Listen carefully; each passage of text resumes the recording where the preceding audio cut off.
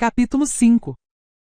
O que o bruxo está procurando no meu território? Fulco Artevelde, o prefeito de Riedbrunn, repetiu a pergunta, visivelmente inquieto por causa do silêncio que se prolongava. De onde vem? Para onde vai? Com que objetivo? É assim que termina a brincadeira de prestar favores, pensou Geralt, olhando para a cara do prefeito, marcada por cicatrizes fundas. É assim que termina a encenação do papel de um bruxo nobre, cheio de misericórdia, diante de um bando de silvícolas safados. É assim que termina a luxúria e o pernoitar em tabernas onde sempre há um espião. Essas são as consequências de viajar com um poetastro falastrão. Eis que agora estou sentado numa cadeira para interrogatórios, presa ao chão, num cômodo sem janelas que parece uma cela. É impossível não notar que há ganchos e cintas de couro no encosto da cadeira para amarrar as mãos e imobilizar o pescoço. Por enquanto não foram usadas, mas estão aqui. Diabos, como me safar dessa tramoia? Após caminharem 5 dias com os apicultores trasrienses,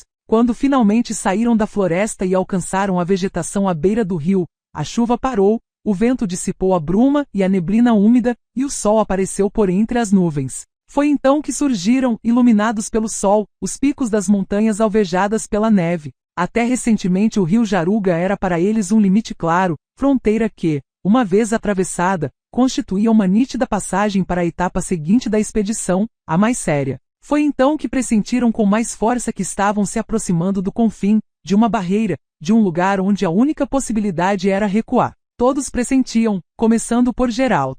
Não podia ser diferente. Desde a manhã até a noite viam à frente uma enorme e pontiaguda cadeia de montanhas que resplandecia com a neve e os glaciais, e que se erguia ao sul como uma barreira intransponível. Eram os Montes Amel, e sobrepondo-se aos picos de Amel, ameaçadoramente majestoso, anguloso como a lâmina de um punhal, erguia-se o obelisco de Górgona, o Monte do Diabo. Não tocavam no assunto, não falavam nada, mas Geralt imaginava o que todos pensavam. Pois, quando olhava para a cadeia de Amel e Górgona, a ideia de continuar a marcha em direção ao sul também lhe parecia verdadeira loucura. Por sorte, de repente souberam que não precisavam mais continuar o caminho para o sul. Quem trouxe a notícia foi o peludo apicultor silvícola, marido e pai das formosas Hamadríades, ao lado das quais parecia um javali acompanhando éguas, o responsável por terem se posto no papel de escolta armada de um séquito durante os últimos 5 dias. Foi ele que tentara enganá-los afirmando que os druidas de Caed-Du haviam seguido para as encostas.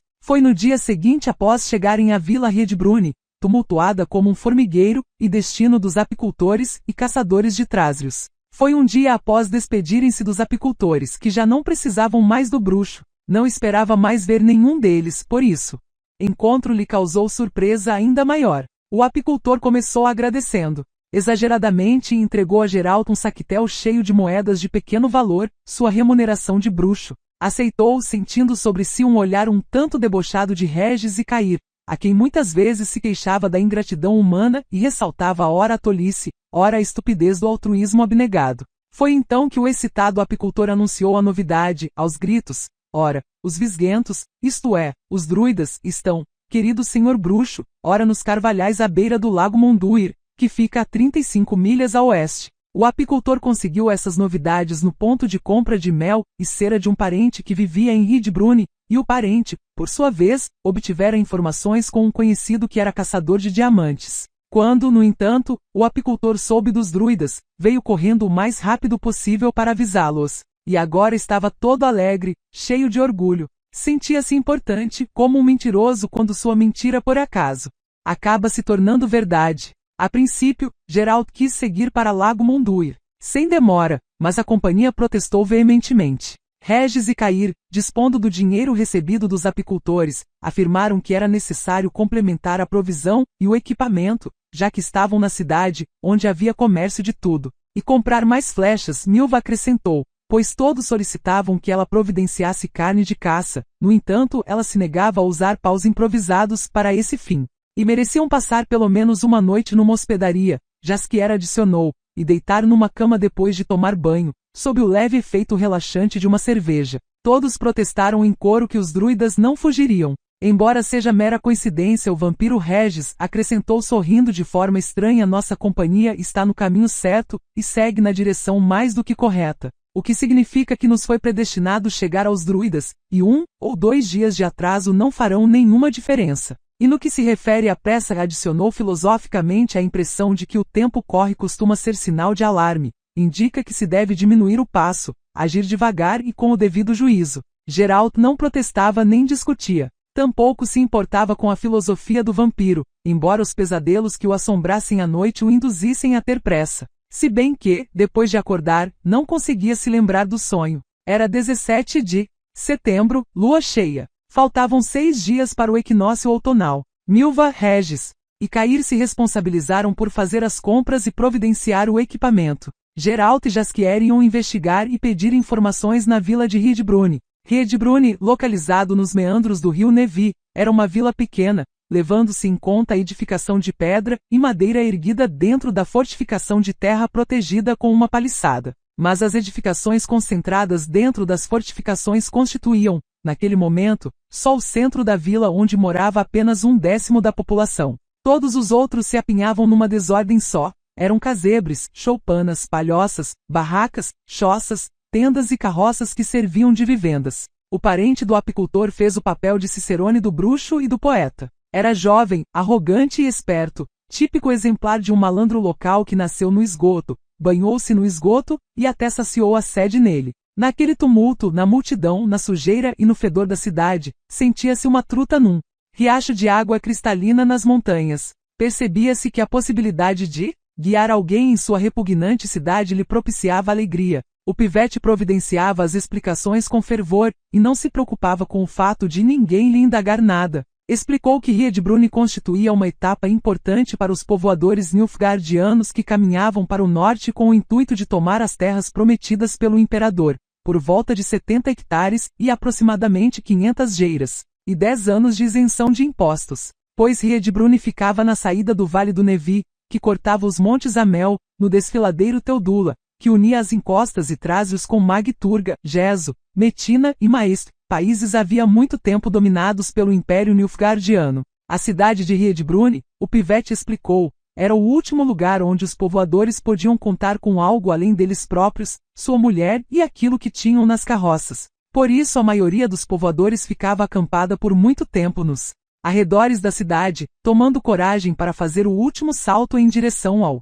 Jaruga e por detrás do Jaruga. E muitos deles, acrescentou o pivete com orgulho de um patriota do esgoto, ficavam na cidade para sempre, pois a cidade era cultura, e não um buraco fedendo a merda no meio do campo. A cidade de Riedbrunn fedia, e muito, inclusive a merda. Geralt já estivera ali um dia, havia anos, mas não reconhecia o lugar. Muitas coisas haviam mudado. Antigamente não se viam tantos cavalarianos de armadura e capa, com emblemas prateados nas brafoneiras. Antigamente não se ouvia a língua nilfgaardiana por toda parte. Antigamente não existia a pedreira nas proximidades da cidade, em que gente esfarrapada, suja, esquálida e ensanguentada transformava as pedras em blocos e brita, sob chicotadas de supervisores vestidos de preto. O pivete explicou que havia ali muito exército nilfgaardiano estacionado, mas não de forma permanente. Ficavam apenas durante os intervalos das marchas e das perseguições dos guerrilheiros da Organização em Costas Livres. Uma forte equipe nilfgaardiana seria mandada para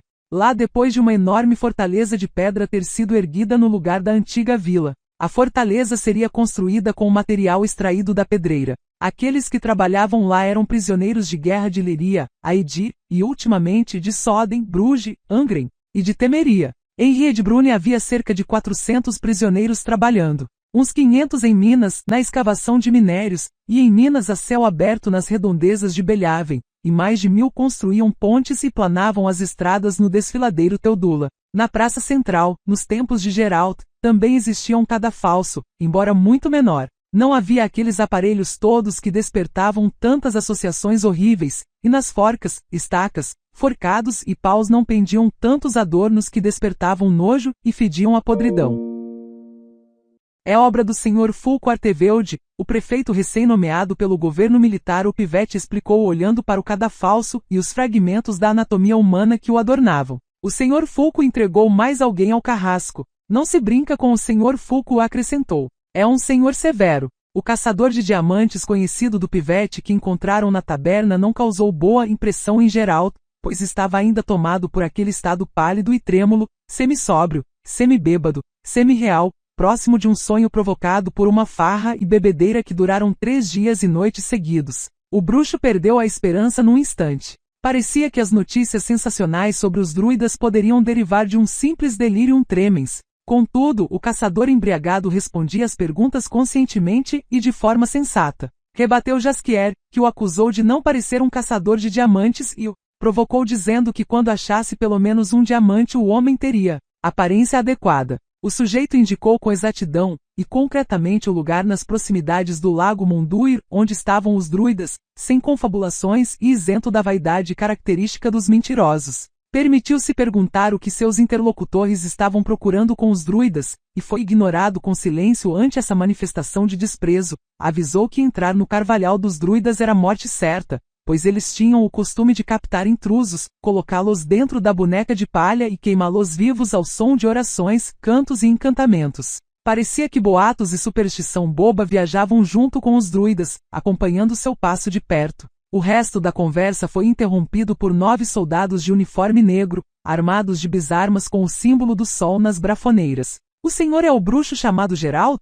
perguntou o suboficial que comandava os soldados, batendo a haste de madeira de carvalho na canela. "Sou Geralt", respondeu sem hesitação. "Sou, sim. Então queira vir conosco. E como tem tanta certeza de que irei? Estão me prendendo?" O soldado olhava para ele com um silêncio que parecia não ter fim, e seu olhar, estranhamente, era de despeito. Não havia dúvidas de que sua escolta, composta de 8 pessoas, é que o instigava a olhar desse jeito. Não falou finalmente. "Não está preso. Não recebi nenhuma ordem para prendê-lo. Se tivesse uma ordem assim, teria feito a pergunta de outra forma, de forma completamente diferente." Geralt ajeitou o cinto da espada, com um gesto ostensivo. "E eu responderia de outra forma", respondeu com frieza. "Ei, senhores", Jaskier decidiu intrometer-se, mostrando no rosto um sorriso que esperava parecer o de um experiente diplomata. "Para que esse tom? Somos pessoas honestas, não precisamos ter medo dos governantes. Ora, temos muita vontade de ajudá-los. Claro, sempre que surgir uma oportunidade. Mas, em troca, merecemos algo da parte deles, não é, senhor militar? Pelo menos algo tão insignificante como a explicação de por que desejam limitar nossas liberdades civis." "Estamos em guerra, senhor", respondeu o soldado, que não pareceu perturbado pelo longo discurso. "As liberdades, como a palavra sugere, são algo para os tempos da paz. Contudo, o prefeito é a pessoa que lhes explicará os motivos. Eu só cumpro ordens, portanto não discutam." "Se bem que é verdade", o bruxo admitiu e piscou o olho para o trovador. "Então me levem à prefeitura, senhor militar. E você, Jaskier, retorne para a companhia e informe o que aconteceu. Façam o que for preciso. Regis vai saber do que se trata. O que o bruxo faz nas encostas? O que procura?" A pessoa que fez a pergunta era um homem de cabelo escuro, de ombros largos e um rosto marcado por sulcos de cicatrizes e um tapa-olho de couro que cobria a órbita esquerda. Numa rua escura, a aparição desse rosto de ciclope era capaz de provocar muitos gemidos de pavor, embora sem motivos, pois o rosto pertencia ao senhor Fulco Artevelde, o prefeito de Riedbrunn, guardião da lei e da ordem, o mais alto na hierarquia de toda a região. "O que o bruxo está procurando nas encostas?" repetiu o guardião da lei e da ordem, o mais alto na hierarquia em toda a região. Geralt suspirou e deu de ombros, fingindo indiferença. "Pois o senhor conhece a resposta, senhor prefeito. As únicas pessoas que poderiam tê-lo informado sobre o fato de eu ser bruxo são os apicultores de Trásios que me contrataram para protegê-los no caminho. E sendo bruxo, nas encostas ou em qualquer outro lugar, procuro oportunidade de ganhar dinheiro. No entanto, sigo o rumo apontado por aqueles que me contratam." "Parece lógico", Fulco Artevelde acenou com a cabeça. "Pelo menos aparentemente. O senhor se separou dos apicultores faz 2 dias, mas planeja continuar a marcha em direção ao sul, numa companhia um tanto estranha. Com que intuito?" Geralt não abaixou os olhos, aguentou o olhar ardente do único olho do prefeito. "Estou preso? Não. Por enquanto não. Então o destino e o rumo de minha marcha são assuntos privados. Como suponho. Sugeriria, no entanto, sinceridade e franqueza. Até para comprovar que não se sente culpado e não teme nem a lei, nem o governo que a garante. Tentarei repetir a pergunta. Qual é o objetivo de sua expedição, bruxo?" Geralt não demorou a pensar. "Estou tentando chegar aos druidas que antigamente estavam em Angren, e agora teriam se mudado para estas redondezas. Não foi difícil conseguir essa informação com os apicultores por mim escoltados. Alguém o contratou para acabar com esses druidas? Será que os defensores da natureza queimaram na boneca de palha uma pessoa a mais? Lendas, fofocas, superstições, coisas estranhas numa pessoa ilustrada. Eu procuro informações com os druidas, não quero sangue. Mas, francamente, senhor prefeito, acho que já fui sincero demais para provar que não tenho culpa de nada. Não se trata de seus sentimentos de culpa. Pelo menos não só disso. Queria, contudo, que em nossa conversa começassem a dominar tons de gentileza mútua. Pois, apesar das aparências, o objetivo desta conversa é, entre outras coisas, salvar sua vida e a de seus companheiros. O senhor prefeito me deixou muito curioso. Geralt demorou a responder. Entre outras coisas, ouvirei as explicações com verdadeira e total atenção. Não duvido. Chegaremos a essas explicações, mas gradativamente. Por etapas. O senhor bruxo já ouviu falar de delação premiada? Sabe do que se trata? Sei. Trata-se de alguém que quer se livrar da responsabilidade entregando seus camaradas. Simplificando muito, talvez seja isso Fulco Artevelde disse, mantendo a seriedade. Aliás, típico de um nortelungo. Vocês frequentemente mascaram a falta de conhecimento com simplificações sarcásticas ou caricaturais que consideram engraçadas. Aqui, nas encostas, senhor bruxo, funciona a lei do império. Para ser mais exato, aqui, funcionará a lei do império quando acabarmos por completo com a anarquia. A melhor forma de acabar com a anarquia e o banditismo é o cadafalso que o senhor deve ter visto na praça central. Mas, às vezes, a delação premiada também funciona. Há pouco tempo, continuou o prefeito, conseguimos apanhar uma quadrilha de jovens delinquentes numa emboscada. Os bandidos resistiram e por isso morreram, mas nem todos, não é?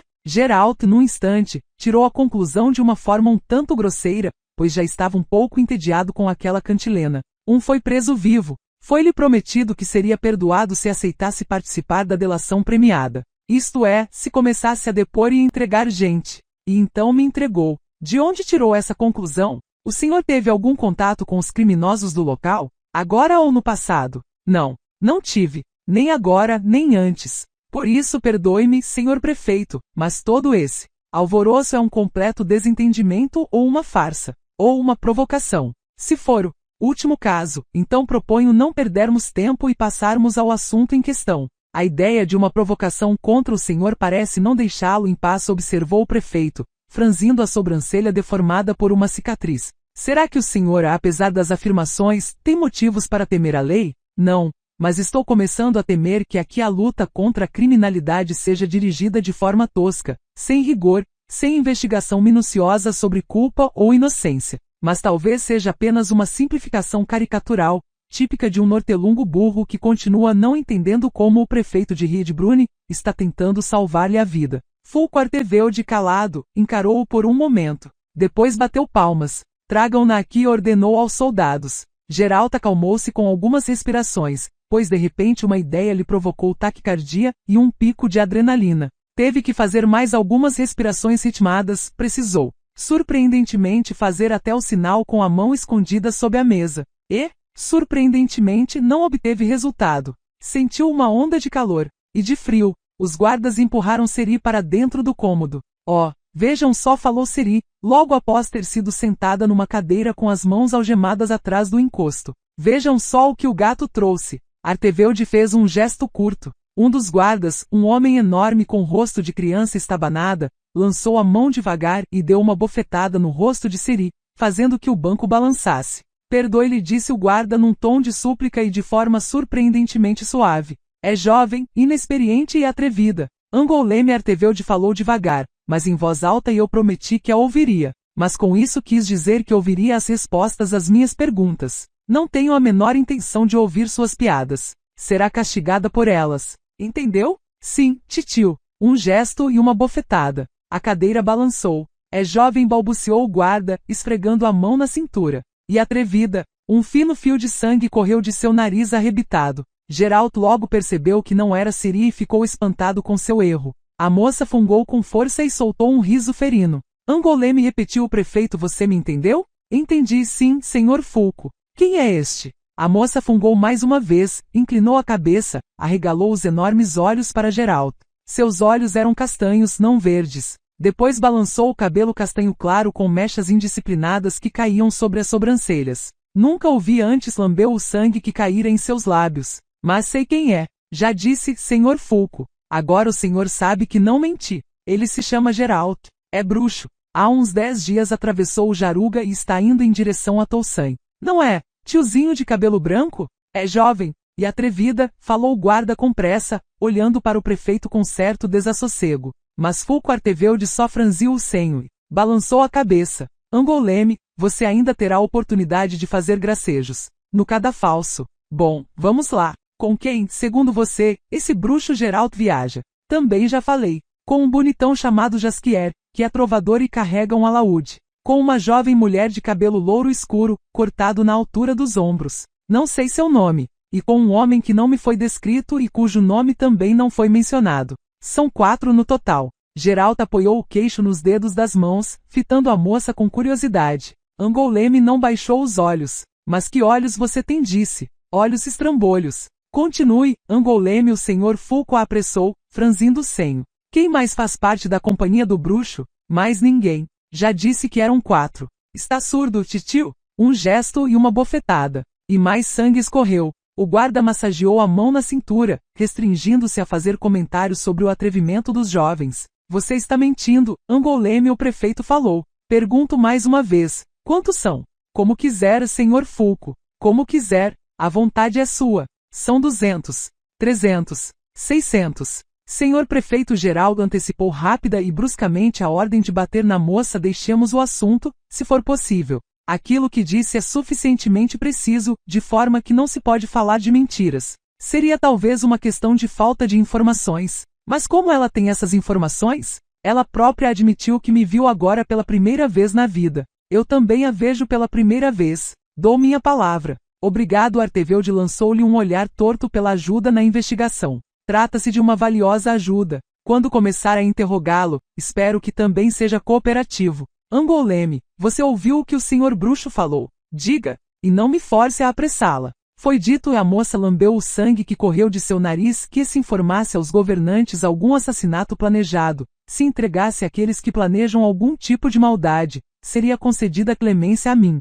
Então estou falando, não é? Tenho conhecimento de um assassinato que está sendo planejado. Quero prevenir um ato de maldade. Ouçam o que vou dizer. Rouxinol e sua companhia estão esperando em Belhaven por esse bruxo e querem matá-lo lá. Essa ordem lhes foi dada por um meio-elfo, um estrangeiro que nem o diabo sabe de onde surgiu, pois ninguém o conhece. Quem providenciou essas informações todas foi esse meio-elfo.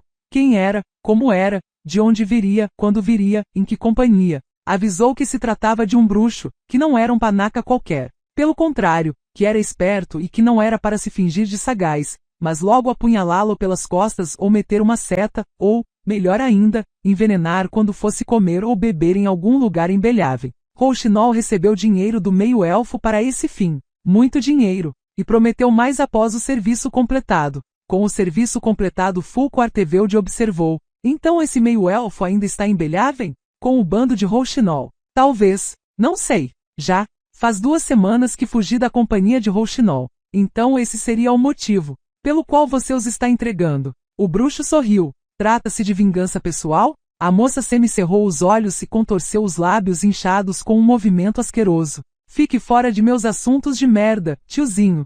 E lembre-se de que estou salvando sua vida pelo fato de estar entregando esses caras, certo? Convinha pelo menos me agradecer. Obrigado. Geralt mais uma vez antecipou a ordem de fazer a moça apanhar. Só queria fazer uma observação. No caso de se tratar de vingança, sua credibilidade diminuirá, delatora premiada. As pessoas entregam os outros para salvar sua pele e sua vida, mas mentem quando querem se vingar. Nossa Angoleme não tem nenhuma chance de poupar sua vida, interrompeu Fulco Artevelde. Agora, quanto à pele, claro que quer poupá-la. Para mim é um fator absolutamente indiscutível. Não é, Angoleme? Quer poupar sua pele, não é? A moça cerrou os lábios e empalideceu na hora.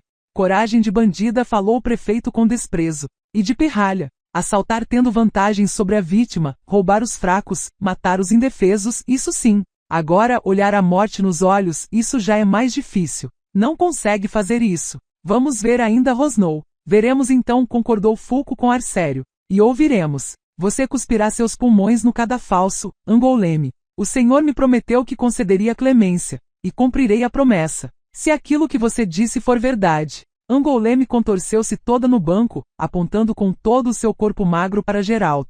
E o que é isso? Gritou. Não é verdade? Então que ele negue que não é bruxo e que seu nome não é Geralt. Vai me dizer que menti? Que vá então a Belhaven e terá uma prova melhor ainda de que não estou mentindo. De manhã acharão seu cadáver no esgoto. Só então é que dirão que não avisei sobre esse crime e não concederão porra nenhuma de clemência. É isso. Vocês são os malandros filhos da puta. Malandros, nada mais do que isso. Não.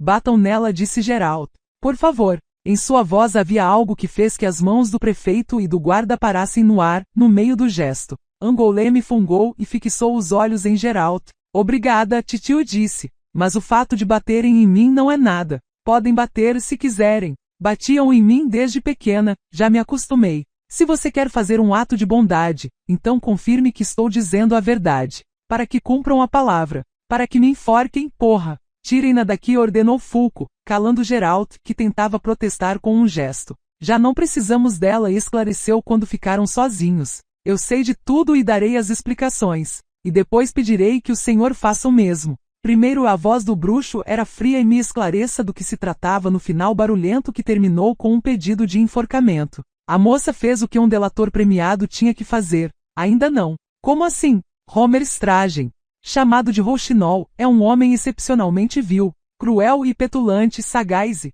inteligente, e sortudo. Sua impunidade incentiva os outros. Preciso acabar com isso. Por esse motivo entrei num acordo com Angoleme. Prometi que se Rouxinol fosse preso e seu bando aniquilado como consequência de seu depoimento, Angoleme seria enforcada. Como? O bruxo não exagerou com seu espanto. É assim que se concebe a delação premiada aqui? A forca em troca da cooperação com as autoridades? E o que esperam aqueles que se recusarem a cooperar? Estaca. Mas antes se arrancam os olhos e se dilacera o peito com ferro em brasa. O bruxo não proferiu nenhuma palavra. Isso se chama dar o exemplo pelo terror e retomou Fulco Artevelde após um momento. Algo absolutamente necessário no combate ao banditismo. Por que está apertando o punho? Quase ouço seus dedos estalando. Será que o senhor defende a morte humanitária? O senhor pode se dar a esse luxo, pois luta contra seres que, por mais estranho que pareça, também matam de forma humanitária. Não posso me dar a esse luxo. Já vi caravanas de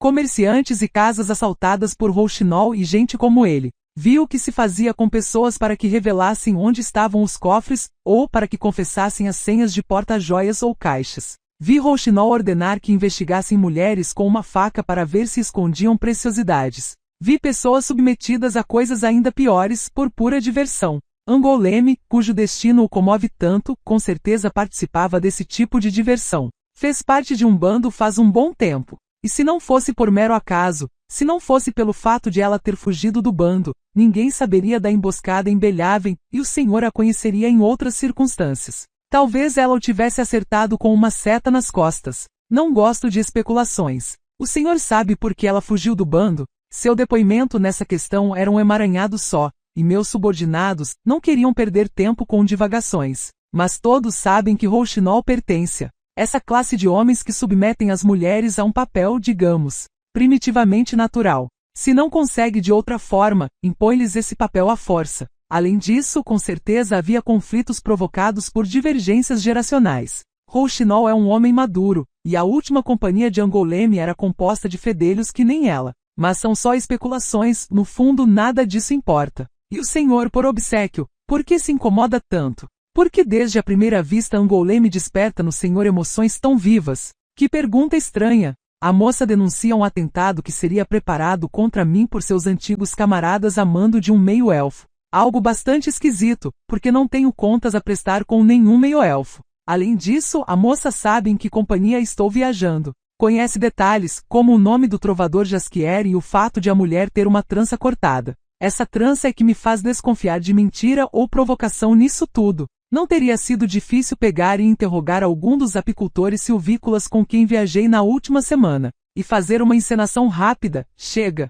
Artevelde bateu o punho na mesa. O senhor está se precipitando demais. Quer dizer que eu é que estaria fazendo aqui uma encenação? Com que objetivo? Para enganá-lo ou prendê-lo? Então quem é o senhor, que tanto teme uma provocação ou detenção? Está com a consciência pesada, senhor bruxo? Peço outra explicação, por favor. Não, o senhor que me dê outra explicação. Sinto muito, não tenho. Poderia lhe dar uma dica. O prefeito sorriu com malícia. Mas para quê? Vamos esclarecer o assunto. Não me interessa quem quer vê-lo morto e por quê. Não me interessa de onde essa pessoa tem informações tão precisas sobre o senhor, inclusive relativas à cor e ao comprimento de seus cabelos. Direi mais ainda, eu poderia nem lhe dizer nada sobre esse atentado, bruxo. Poderia simplesmente tratar sua companhia como uma isca para pegar Rouxinol, que não imagina o que está sendo tramado. Seguir e esperar até Rouxinol engolir o anzol, a linha, o peso e a boia, e então prendê-lo com minhas próprias mãos. Pois é Rouxinol quem eu quero, é ele que me importa. E se até lá o senhor já estivesse mordendo a terra? Seria apenas um mal necessário. Ficou calado. Geralt não fez comentários. Saiba, meu senhor bruxo, o prefeito retomou após um instante, que jurei a mim mesmo que a lei governaria esta terra, a qualquer custo e com qualquer método, perfazenefas. Pois a lei não se trata de jurisprudência nem de um livro grosso cheio de parágrafos. Não são tratados filosóficos, disparates pretensiosos sobre a justiça ou clichês desgastados sobre a moralidade ou a ética. O que constitui a lei são as estradas e os caminhos seguros, becos na cidade por onde se pode passear até depois do pôr do sol. São as tabernas e biroscas de onde se pode sair para a latrina deixando o saquetel sobre a mesa e a esposa à espera. A lei é o sono sossegado dos homens seguros que serão despertados com o canto do galo, e não com fogo. E para aqueles que violam a lei, forca, machado, estaca e ferro em brasa. Castigo que amedrontará os outros. Aqueles que violam a lei devem ser pegos e castigados com todos os meios e métodos disponíveis. Nossa, bruxo! A desaprovação em seu rosto tem a ver com o fim ou com os meios? Acho que com os meios. Pois é muito fácil criticar os meios, mas todos desejam viver num mundo seguro, não é? Responda, vamos. Não há o que falar. Acho que há sim. Senhor Fulco, Geralt disse com calma, até aprecia o mundo descrito de acordo com a sua visão. Verdade? A expressão em seu rosto diz outra coisa. O mundo de seus sonhos é o mundo perfeito para um bruxo, já que nunca faltaria serviço para um bruxo. No lugar de códigos, parágrafos e clichês pretensiosos sobre a justiça, seu ideal dá espaço para a injustiça, a anarquia, a desordem e os interesses particulares dos príncipes autarcas, para o excesso de zelo de oportunistas que querem adular seus superiores. Abre espaço para a malícia cega dos fanáticos, a crueldade dos assassinos, a desforra e a vingança sádica. Sua visão retrata um mundo de medo, um mundo em que as pessoas temem sair após o anoitecer não por causa do pavor diante dos bandidos, mas diante dos guardas, pois o efeito de uma grande caça aos bandidos é o ingresso em grande escala de bandidos nas fileiras de guardiães da lei. Sua visão implica um mundo de corrupção, chantagem e provocação. Um mundo de delatores premiados, depoimentos forçados e testemunhas falsas, de acusações e medo, e inevitavelmente chegaria um dia em que se dilaceraria a fórceps o peito da pessoa errada, se enforcaria ou se enfiaria na estaca alguém inocente. E aí seria um mundo de crimes. Em breves palavras concluiu, seria um mundo em que um bruxo se sentiria como um peixe na água. Que coisa! Falou Fulco Artevelde após um momento de silêncio, esfregando a órbita coberta com tapa-olho. Idealista, um bruxo, um profissional, assassino profissional, mas, mesmo assim idealista, e moralista. Isso é perigoso em sua profissão, bruxo. É sinal de que você está mudando de ofício. Um dia hesitará em cortar uma estrige, pois talvez possa ser inocente, pois talvez se trate de vingança cega e de fanatismo cego.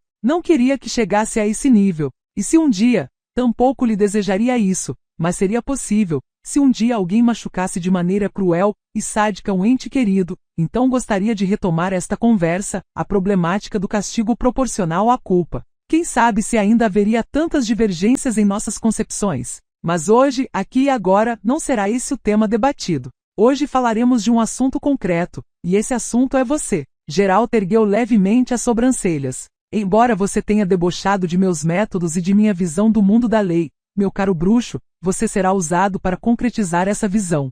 Repito, jurei a mim mesmo que aqueles que violam a lei serão castigados, todos, começando com os pequenos que falsificam os pesos na feira e terminando com aquele que rouba em algum caminho o transporte de arcos e flechas destinados ao exército, assaltantes, bandidos, ladrões e bandoleiros, terroristas que se autodenominam combatentes pela liberdade, membros de uma organização chamada Encostas Livres, e Rouxinol. Principalmente Rouxinol. Rouxinol tem que ser punido, e rápido. O método não importa. antes que declarem anistia e permitam que ele saia ileso. Bruxo, espero há meses por algo que me deixe à frente dele, para que eu possa guiá-lo, fazer que cometa um erro, aquele único erro decisivo que levará à sua perdição. Preciso falar mais ou você já adivinhou? Adivinhei, mas continue. O meio-elfo misterioso, o suposto incitador e instigador do atentado, avisou Rouxinol sobre o bruxo, recomendou cautela, desaconselhou imprudência, arrogância e ostentação. Sei que não foi em vão. No entanto, o aviso será desperdiçado. Rouxinol cometerá um erro. Atacará um bruxo prevenido e pronto para se defender. Atacará um bruxo que espera por um ataque. E esse será o fim do salteador Rouxinol. Quero entrar num acordo com você, Geralt.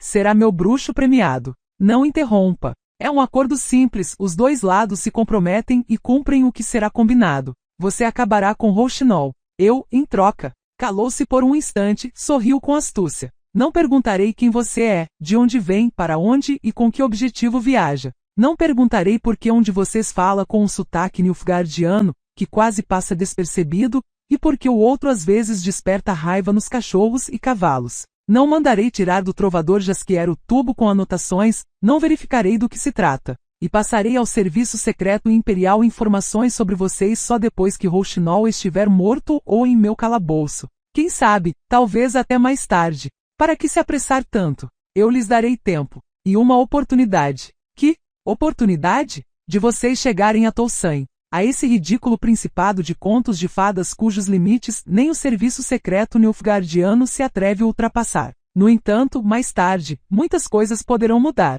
Haverá anistia. Talvez um cessar-fogo nas terras do outro lado do Jaruga. Talvez até paz duradoura. O bruxo ficou calado por um longo momento. Olhou para o prefeito. Seu rosto marcado de cicatrizes estava imóvel, o olho ardia em chamas. Tudo bem, Geralt falou por fim. Sem barganha? Sem condições? Sob duas condições. Claro, sou todo ouvidos. Primeiro preciso me deslocar por uns dias para o oeste, até o lago Monduir. Preciso chegar aos druidas. Você está debochando de mim? Interrompeu Fulco Artevelde. Quer dar uma de esperto comigo? Que oeste? Todos sabem para onde leva sua rota. Inclusive Rouxinol, que já está montando uma emboscada. Para o sul, em Belhaven, no lugar onde o vale Sansetor, que leva até Tolsain, corta o vale do Nevi. Isso significa que os druidas não estão à beira do lago Monduir. Já faz mais ou menos um mês. Foram pelo vale Sansetor até Tolsain, para buscar proteção sob as asas da princesa Anarieta de Bealclair, que tem um fraco por sujeitos excêntricos, raros e aberrantes, e que avidamente concede asilo a esse tipo de gente em seu micropaís de conto de fadas. Você sabe disso, bruxo? Não me faça de idiota e não tente dar uma de esperto comigo. Não vou tentar, Geralt falou devagar. Prometo que não vou. Amanhã partirei para Belhaven. Por acaso não se esqueceu de nada? Não, não esqueci. Minha segunda condição. Quero Angoleme. Você apressará a anistia e a soltará do calabouço. O bruxo premiado precisa de seu delator premiado. Seja rápido, você aceita ou não? Aceito, respondeu quase de imediato Fulco Artevelde. Não tenho outra opção. Angoleme é sua, sei que você concordou em cooperar comigo só por causa dela. O vampiro, que cavalgava junto de Geralt, ouvia com atenção, não interrompia. O bruxo não se decepcionou com a perspicácia de Regis. Somos 5, não 4, concluiu logo que Geralt terminou de contar. Viajamos em 5 desde agosto, atravessamos o Jaruga em 5, e Milva cortou a trança apenas em Trásrios. Há aproximadamente uma semana. Sua protegida de cabelos claros sabe sobre a trança de Milva, e não contou 5. Estranho. É o elemento mais estranho nessa estranha história? Não. O mais estranho é Belhaven, a vila onde teria sido montada a emboscada. Fica no meio das montanhas, na rota do Vale do Nevi e do desfiladeiro Teodula, para onde nunca planejamos ir, completou o bruxo apressando Ploca, que começava a ficar para trás. Há 3 semanas, quando esse bandoleiro Rouxinol aceitava o encargo desse tal de meio-elfo para me matar, estávamos em Angren, íamos para Caid-Du, temendo os pântanos de Esgito. Nem sabíamos que iríamos atravessar o Jaruga. Diabos, nem hoje de manhã sabíamos. Sabíamos, se interrompeu o vampiro. Sabíamos que procurávamos os druidas. Hoje de manhã, do mesmo jeito que 3 semanas antes, esse misterioso meio-elfo está organizando uma armadilha na estrada que leva até os druidas, certo de que seguiremos por esse caminho. Ele simplesmente sabe melhor do que a gente para onde esse caminho leva. O bruxo se vingou pelas interrupções do vampiro. Como ele sabe disso? será preciso perguntar a ele. Por isso você fez esse acordo com o prefeito, não foi? Foi sim. Conto com a possibilidade de conversar um pouco com esse senhor meio-elfo. Geralt lançou um sorriso repugnante. Mas, antes que isso aconteça, por acaso você não chegou a nenhuma conclusão? Não surgiu uma conclusão óbvia. O vampiro o encarou por algum tempo em silêncio. Não estou gostando do que você diz, Geralt disse, enfim. Não estou gostando do que está pensando. Considero essa ideia pouco agradável. Uma ideia surgida às pressas, sem reflexão. Resultado de preconceito e ressentimento. Então como explicar, com qualquer coisa? Regis o interrompeu num tom que nunca antes usara com Geralt. Com qualquer coisa, exceto essa. Você, por exemplo, não está levando em consideração a possibilidade de que sua protegida de cabelos claros esteja simplesmente mentindo? Ei, tiozinho! Angoulême gritou, montando, atrás deles, a mula Drácula. Não me chame de mentirosa se você não pode provar. Não sou seu tiozinho, minha filha. E eu não sou sua filha, tiozinho. Angoulême. O bruxo virou-se na cela. Cálice. Como você ordenar. Angoulême sossegou num instante. Você pode mandar. Foi você que me tirou daquela caverna, das garras do Sr. Fulco. Agora eu lhe obedeço. Você é o chefe, o cabeça da companhia. Cale-se, por favor. Angoulême murmurou em voz baixa. Deixou de apressar Drácula e ficou para trás, até porque Regis e Geralt aceleraram, alcançando Jaskier, Cair e Milva, que iam na frente. Seguiam em direção às montanhas, ao longo da margem do rio Nevi, cujas águas corriam com pressa sobre as pedras das encostas, águas turvas e de cor marrom após as últimas chuvas. Não estavam sozinhos. Passavam ou ultrapassavam com frequência os esquadrões da cavalaria nilfgaardiana, assim como cavaleiros solitários, carroças de povoadores e caravanas de comerciantes. No sul erguiam-se os montes Amel, cada vez mais próximas e mais ameaçadoras, e o cume pontudo de Górgona, o monte do diabo, mergulhado em nuvens que rapidamente cobriram todo o céu. Quando você vai falar para eles? Perguntou o vampiro, apontando com o olhar o trio que seguia na frente. No acampamento. Jaskier foi o primeiro a falar quando Geralt terminou de contar. Corrija-me, se estiver errado, disse. Essa moça, Angoulême, que você de bom grado e tranquilamente deixou que se juntasse à nossa companhia, é criminosa. Para poupá-la da pena, por acaso merecida, você concordou em colaborar com os nilfgaardianos. Deixou que o contratassem. Pior, não só que o contratassem, mas que nos contratassem também. Agora devemos todos ajudar os nilfgaardianos a pegar ou matar um assassino. Em breves palavras, você, Geralt, virou um mercenário nilfgaardiano, caçador de recompensas, pistoleiro. E nós assumimos o posto de seus acólitos, ou servos. Você tem um talento incrível para simplificar, Jaskier murmurou Cair. Será que não entende mesmo do que se trata? Ou está falando por falar? Cale-se, nilfgaardiano. Geralt. Para começar, o bruxo jogou na fogueira o pedaço de madeira com o qual estava brincando fazia um tempo. Ninguém precisa me ajudar nos meus planos. Posso resolver sozinho. Sem acólitos e servos. Você é corajoso, tiozinho, falou Angoulême. Mas a Ansa de Rouxinol é composta de 24 homens bravos e bons que não ficarão com medo com tanta facilidade. Quanto à questão de lutar com a espada, mesmo se for verdade o que dizem sobre os bruxos, ninguém sozinho conseguirá enfrentar 24 homens. Você salvou minha vida, então devo o mesmo a você. Aviso e ajuda. Que diabos é uma Ansa? Na nossa língua, a Ansa, esclareceu Cair, significa uma organização armada, unida pelos laços de amizade, uma companhia. Então? Exatamente. A palavra, como vejo, faz parte da gíria local. Ansa é Ansa, interrompeu Angoulême. Em nossa língua, é uma comitiva ou Ansa. Falaram sobre o quê? Eu falei sério. Um contra toda a Ansa não tem chances. E, para piorar, você não conhece nem Rouxinol, nem uma alma viva em Belhaven ou nas redondezas, nem os inimigos, nem os amigos ou aliados. Não tem conhecimento das estradas que levam até a vila, e são várias. Eu digo o seguinte, o bruxo não conseguirá se virar sozinho. Não sei qual é o costume de vocês, mas eu não o deixarei sozinho. Foi ele que, como o tiozinho Jaskier falou, de bom grado e tranquilamente me aceitou na companhia, embora eu seja uma criminosa. E meu cabelo ainda fede a cadeia, não tive como lavar. Foi o próprio bruxo que me tirou dessa cadeia para a luz do dia, e lhe sou grata. Por isso não vou deixá-lo sozinho. Vou guiá-lo a Belhaven, até a Rouxinol e a esse meio-elfo. Vou junto com ele. Eu também, declarou de imediato Cair. E eu também, falou Milva de repente. Jaskier apertou no peito o tubo com as anotações que ultimamente não largava sequer por um instante. Abaixou a cabeça. Era visível que estava confuso, lutando contra seus próprios pensamentos. E os pensamentos estavam ganhando. Não medite, poeta, falou Regis com calma. Pois não há nada de que possa se envergonhar. Você tem ainda menos aptidão do que eu para participar de um combate sanguíneo com espadas e facas.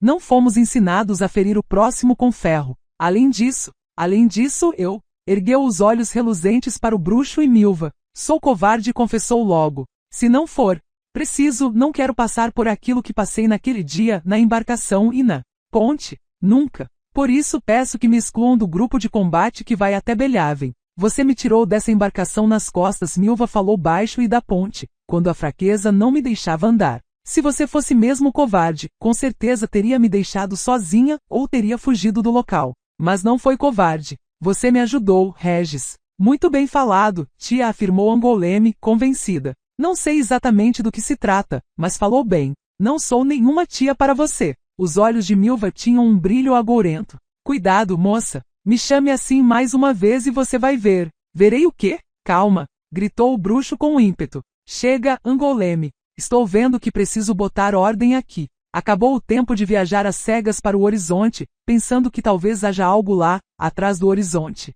Chegou a hora de ações concretas. Hora de cortar gargantas. Pois finalmente há gargantas para cortar. Aqueles que até agora não entenderam.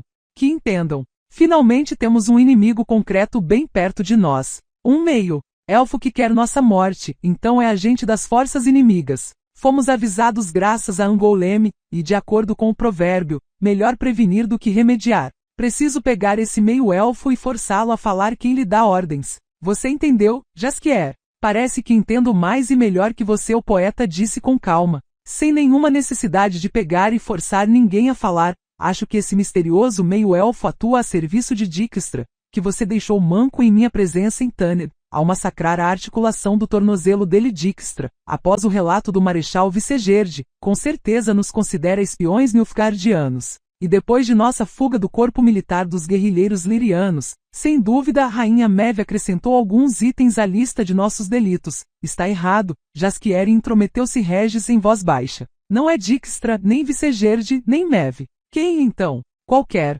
julgamento ou conclusão seriam precoces. Concordo, falou o bruxo devagar e com frieza. Por isso precisamos investigar o assunto já no local, e tirar as conclusões usando autópsia. Mas ainda acho que é uma ideia estúpida e arriscada. Jaskier não se entregava. É bom que tenhamos sido alertados sobre a cilada, que tenhamos conhecimento dela. Então, se sabemos disso, por que não nos desviamos? Assim esse elfo ou meio-elfo ficaria esperando por nós até cansar. Que possamos seguir nosso caminho. Não o interrompeu o bruxo. Chega de discursos, meus queridos. Chega de anarquia. Chegou o tempo de nossa ânsia ter um chefe. Todos, junto com Angoleme, olhavam para ele envoltos num silêncio cheio de esperança. Eu, Angoleme e Milva disse: vamos a Belhaven. Cair e Regis e Jaskier vão para o Vale Sansetor em direção a Tolsain. Não falou de repente Jaskier, apertando o tubo com mais força ainda. De jeito nenhum. Não posso, cale-se. Não é uma disputa. Foi uma ordem do chefe da ânsia.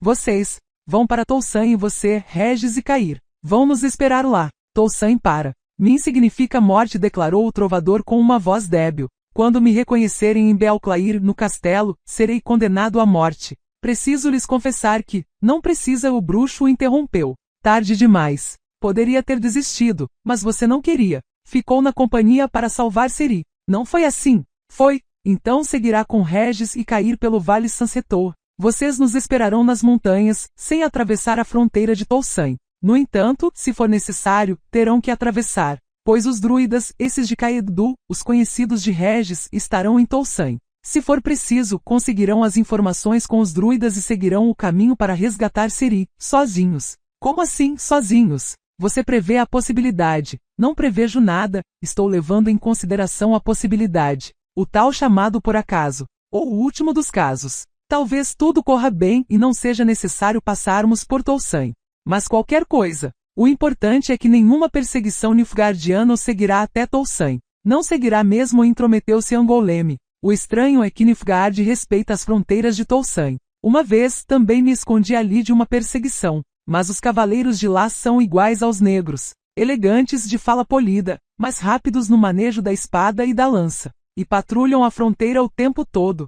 Chamam-se de fatos. Andam sozinhos ou em 2 ou 3. E acabam com a bandalheira. Isto é, nós, bruxo, há uma coisa a mudar em seus planos. O quê? Se queremos ir a Belhaven e confrontar Rouxinol, você e o Sr. Cair irão comigo. E a tia que vá com os outros. E por que assim? Geralt acalmou Milva com um gesto. Para esse tipo de serviço, precisamos de homens. Por que você está se endiabrando, tia? Sei o que estou dizendo. Na hora H talvez seja preciso ameaçar mais do que usar a própria força. E ninguém da Ansa de Rouxinol ficará com medo de um trio com 2 mulheres e um homem. Milva vai conosco. Geralt apertou os dedos no antebraço da arqueira que estava furiosíssima. Milva, sem Cair. Não quero ir com Cair. E por quê? Perguntaram Angoleme e Cair quase simultaneamente. Pois Regis falou devagar. Por quê? Porque não confio nele, respondeu em seguida. Caiu um silêncio desagradável, pesado, quase pegajoso. Vozes altas, gritos e cantos chegavam da floresta, onde uma caravana de comerciantes e um grupo de viajantes acampavam.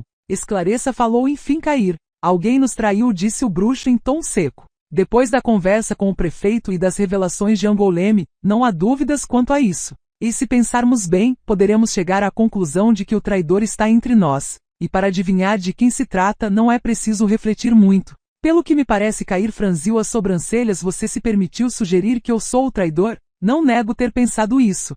Não, a voz do bruxo estava fria. Há vários indícios. Isso esclareceria muitas coisas. Muitas mesmo. Geralt falou. Jaskier por acaso não está exagerando um pouco? Que ele fale. Cair mordeu os lábios. Que fale. Que não fique constrangido. Ficamos pensando como poderia ter surgido o erro nas contas. Geralt passou os olhos nos rostos dos companheiros. Vocês sabem do que se trata. Somos 5, e não 4. Imaginamos que alguém simplesmente errou. O misterioso meio-elfo, o bandoleiro Rouxinol ou Angoleme. E se excluir a versão do erro? Aí surge a seguinte versão. Na companhia há 5 pessoas, mas Rouxinol precisa matar apenas 4. Pois a 5ª pessoa é um aliado dos assaltantes. Alguém que constantemente os informa sobre nossos movimentos. Desde o início, desde o momento em que a companhia se formou, depois de comer aquela famosa sopa de peixes, aceitando o Nilfgaardiano como um dos membros. Um Nilfgaardiano que precisa chegar até Ciri, precisa entregá-lo ao Imperador Enlir, pois é disso que depende sua vida e sua futura carreira. Então não estava enganado, falou. Cair sem pressa. Contudo, sou traidor então. Um inconfidente pérfido e mesquinho. Geralt falou. Regis, perdoe-me a franqueza, mas sua teoria está furada que nem uma peneira velha. E sua ideia, como eu já havia falado, é maldosa. Sou traidor, e repetiu Cair, como se não tivesse ouvido as palavras do vampiro. Mas, pelo que entendi, não existe nenhuma prova de minha traição,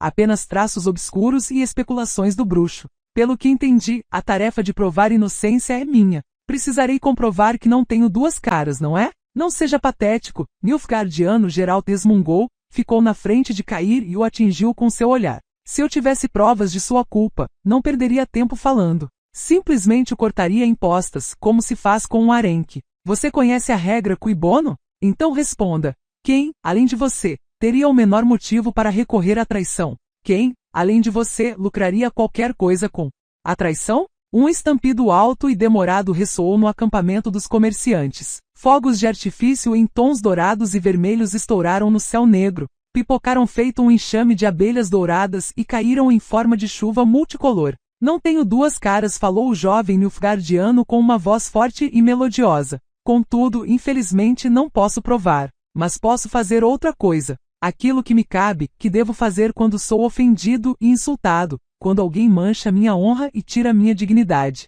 Seu movimento foi rápido como um relâmpago. Mesmo assim, não conseguiria surpreender o bruxo se não fossem os joelhos doloridos que complicavam seus movimentos. Geralt não conseguiu se esquivar, e o soco dado por um punho revestido de luva de cavaleiro o atingiu na mandíbula com tanta força que perdeu o equilíbrio e caiu para trás, exatamente para dentro da fogueira, levantando faíscas. Ficou em pé com ímpeto, mas não com tanta rapidez, por causa da dor no joelho. Cair já estava junto dele. E dessa vez o bruxo nem teve tempo de esquivar-se, o soco o atingiu na lateral da cabeça. Fogos de artifício reluziram diante de seus olhos, mais coloridos que aqueles dos comerciantes. Geralt soltou uma maldição e foi para cima de Cair, lançou-o por cima dos ombros e jogou-o no chão. Rolaram por cima do cascalho, numa sova de socos. E isso tudo sob a luz assombrosa e artificial dos fogos que pipocavam no céu noturno. Parem! Gritava Jaskier. Parem, seus malditos idiotas! Habilidosamente, Cair deu uma rasteira em Geralt e um soco nos dentes na hora que ele tentou se levantar. Geralt encolheu-se, contraiu-se e deu um chute. Não acertou na virilha, mas pegou a coxa. Estavam grudados de novo, caíram, rolaram, batiam e acertavam em qualquer parte do corpo, cegos por causa dos golpes, da poeira e da areia que entravam em seus olhos. E de repente separaram-se, rolaram em direções opostas, encolhendo-se, protegendo as cabeças dos golpes que zuniam no ar. Milva havia tirado seu grosso cinto de couro das ancas. Segurara a fivela, enrolando no punho. Pegou os guerreiros e começou a dar uma surra neles, começando pela orelha, com toda a força, sem poupar a força da cinta e da mão. Com um estalo seco, o cinto zunia e atingia as mãos, os ombros, as costas e os braços, tanto de Cair como de Geralt. Quando se separaram, Milva saltava de um para o outro como um gafanhoto, e continuava a espancá-los de forma justa para que nenhum deles apanhasse nem mais nem menos que o outro. Seus idiotas burros! Gritou, estalando a cinta nas costas de Geralt. Seus cretinos imbecis! Eu vou lhes mostrar como recuperar o juízo. Já? Gritou com mais força ainda, açoitando as mãos com as quais Cair cobria a cabeça. Já passou? Já se acalmaram? Já! Uivou o bruxo. Chega! Chega! Repetiu Cair, encolhido. Chega! Chega, o vampiro disse. Agora já chega, Milva. A arqueira arfava, secando a testa com punho envolvido no cinto. Parabéns, falou Angoleme. Parabéns, tia. Milva virou-se na ponta do calcanhar e atingiu a moça com o cinto, açoitando-a no ombro. Angoleme gritou, sentou-se e caiu em prantos. Eu falei, arfou Milva, para não me chamar assim. Eu avisei. Não aconteceu nada. Com uma voz um tanto trêmula, Jaskier acalmava os comerciantes e viajantes que acorreram das fogueiras vizinhas.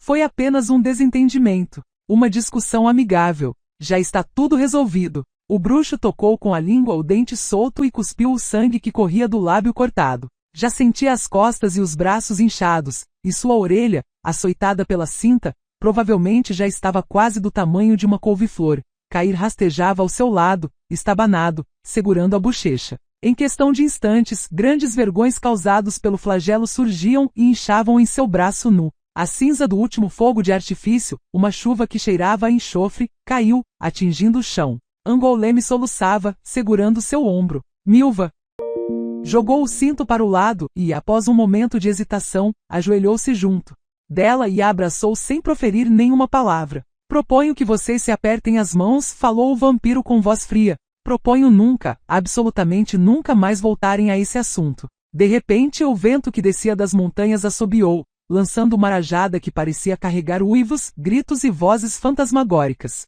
As nuvens que atravessavam o céu adquiriram formas fantásticas. A foice da lua tornou-se vermelha feito sangue. Antes do amanhecer foram acordados pelo coro raivoso e pela agitação das asas dos curiangos. Partiram logo após o nascer do sol, que com sua luz ofuscante derreteu a neve no cume das montanhas. Puseram-se a caminho antes que o sol surgisse por detrás das montanhas, antes que as nuvens cobrissem todo o céu. Atravessaram florestas, e o caminho levava para cada vez mais alto, o que podia ser notado pelos tipos de árvores. De repente, os carvalhos e os carpinos rarearam e eles entraram nas sombras dos faiais, cujas folhas caídas formavam um extenso tapete constituído por fungo, teias de aranhas e cogumelos. Havia uma quantidade enorme de cogumelos. O fim do verão chuvoso trouxera abundância de cogumelos outonais. Em certos pontos, a camada mais baixa do faial desaparecia sob os chapéus de boletos, sansas ou laranjinhas. Os faiais estavam envolvidos em silêncio. Parecia que a maioria dos pássaros cantores já saíra em sua viagem outonal ao paraíso. Apenas as gralhas molhadas grasnavam nos confins da mata. Depois acabaram as faias e apareceram os abetos. A floresta cheirava a resina. Começaram a aparecer cada vez mais colinas e vales descampados, que o surpreendiam com um forte vendaval que corria por entre eles. O rio Nevi espumava nas encostas e nas cascatas, e suas águas, apesar das chuvas, estavam cristalinas. Górgona erguia-se no horizonte, cada vez mais próximo. O ano inteiro, neve e glaciais derretiam-se nas laterais angulosas da colossal montanha, que parecia sempre envolta em faixas brancas. O cume do Monte do Diabo permanecia encoberto por nuvens que lembravam a cabeça e o pescoço de uma noiva misteriosa. No entanto, de quando em quando, Górgona feito dançarina, chacoalhava seu manto branco. A visão era deslumbrante, mas trazia morte.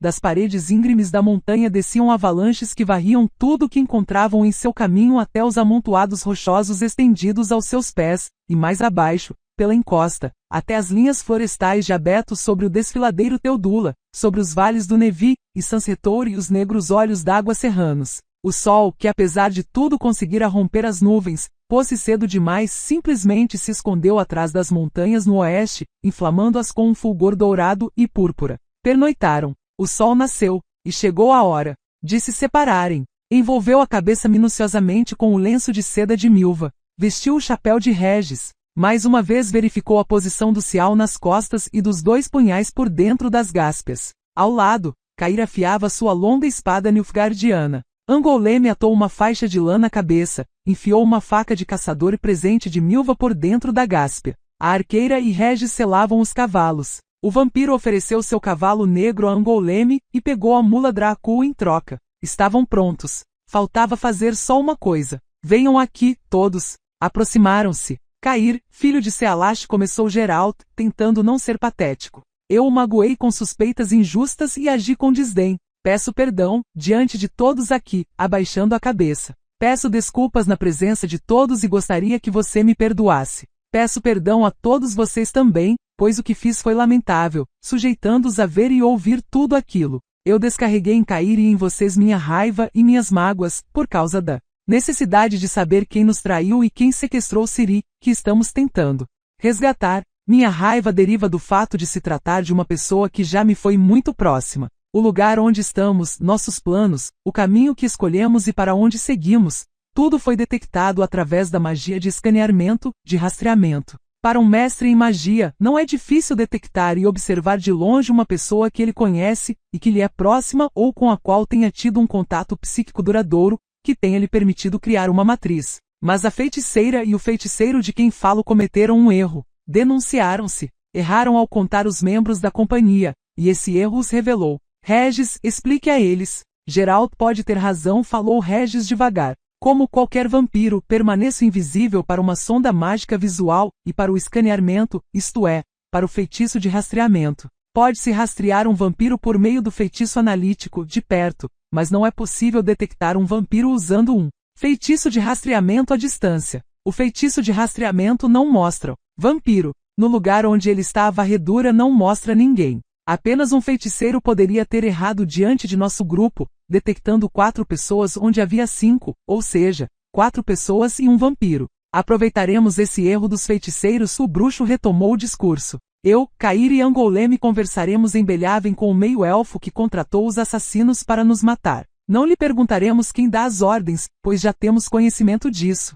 Perguntaremos onde estão os feiticeiros a mando de quem ele atua. Quando soubermos onde fica esse lugar, iremos para lá. E nos vingaremos. Todos permaneceram calados. Paramos de contar os dias, por isso nem notamos que é 25 de setembro. Há 2 dias foi a noite do equinócio. Sim, foi exatamente a noite que vocês pensam. Vejo o desalento de vocês, vejo-o refletido em seus olhos. Vocês captaram o sinal, naquela noite horrenda, quando os comerciantes acampados animavam-se com aguardente, cantos e fogos de artifício. De certo captaram o pressentimento com menos nitidez que eu e Cair. Mas vocês estão desconfiados. Suspeitam de algo. E temo que estejam certos. Grasnaram as gralhas que sobrevoavam o vale. Tudo indica que Ciri está morta. Morreu há 2 dias, na noite do equinócio, em algum lugar distante, solitária, sozinha, entre pessoas inimigas e desconhecidas. E o que nos resta é apenas vingança, sanguínea e cruel, sobre a qual se contarão histórias daqui a 100 anos. Histórias que despertarão medo nas pessoas que as ouvirão após o anoitecer. E as mãos daqueles que desejam cometer crime igual tremerão só de pensar em nossa vingança. Daremos um exemplo medonho. Usando os métodos do Sr. Fulco Artevelde, o sábio Sr. Fulco que sabe como bandidos e homens vis devem ser tratados. Até ele ficará abismado com o nosso exemplo. Comecemos, então, e que o inferno venha nos ajudar. Cair, Angoleme, aos cavalos. Vamos seguir o rio Nevi acima até Belhaven. Jaskier, Milva, Regis, vocês se dirigirão a Sansetor, a fronteira de Tolsain. Não se perderão, pois Gorgona indicará o caminho. Até logo. Ciri acariciava um gato negro que, como todos os gatos no mundo, voltou a choupana no Pantanal quando a paixão pela liberdade e pela safadeza foi incomodada pelo frio, pelo desconforto e pela fome. Agora estava deitado no regaço da garota, enfiava sua nuca sob a mão dela e ronronava, mostrando profundo deleite. O gato não se importava nem um pouco com o que a moça contava. Foi a única vez que sonhei com Geralto e falou Seri. Desde aquela vez, desde a separação na ilha de Tanner, desde a Torre da Gaivota, nunca o tinha visto em meus sonhos. Por isso achava que estivesse morto. E de repente tive esse sonho, como um daqueles de antigamente, que Yennefer chamava de premonições, presságios que mostram o futuro ou o passado. Aquilo foi na noite que antecedeu o equinócio, numa vila cujo nome não me lembro, no porão em que Bonhat me trancou, depois de me espancar e forçar a confessar quem eu era. Você revelou quem é? Visogota ergueu a cabeça. Você lhe disse tudo? Paguei com humilhação e desprezo a mim mesma e engoliu a saliva pela covardia. Fale-me sobre seu sonho. Vi uma montanha enorme, íngreme, angulosa como uma faca de pedra. Vi Geralt. Ouvi o que dizia, com nitidez, todas as palavras, como se estivesse ali perto. Eu me lembro que queria gritar que não era bem assim, que tudo aquilo era mentira, que estava completamente enganado, que confundiu tudo, que ainda não passara o equinócio e então, mesmo se eu morresse no equinócio, ele não poderia me declarar morta com antecedência, porque eu estava viva, e não poderia acusar Yennefer e dizer coisas desse tipo sobre ela. Ficou quieta por um instante, acariciou o gato, fungou com força, mas não conseguia falar nem uma palavra, não conseguia nem respirar. Parecia que estava me afogando, e acordei. A última coisa que vi, que me lembro desse sonho, eram 3 cavaleiros, Geralt e mais 2, galopando por um barranco de cujas encostas caíam cascatas. Visogota permanecia calado. Se naquela noite alguém conseguisse aproximar-se sorrateiramente da choupana com o telhado de palha afundado e se espreitasse pelas venezianas, veria no interior mal iluminado um ancião de barba branca que ouvia, concentrado, a história contada por uma garota de cabelo cinzento com o rosto deformado por uma cicatriz horrenda na bochecha. Veria um gato negro deitado no regaço da garota, ronronando languidamente, pedindo carinho, para a alegria dos ratos que corriam pelo cômodo. Mas ninguém poderia vê-los. A choupana com o telhado afundado, coberto de musgo, ficava bem escondida por entre os pântanos de Pereplut, num ermo eternamente enevoado onde ninguém se atrevia a adentrar.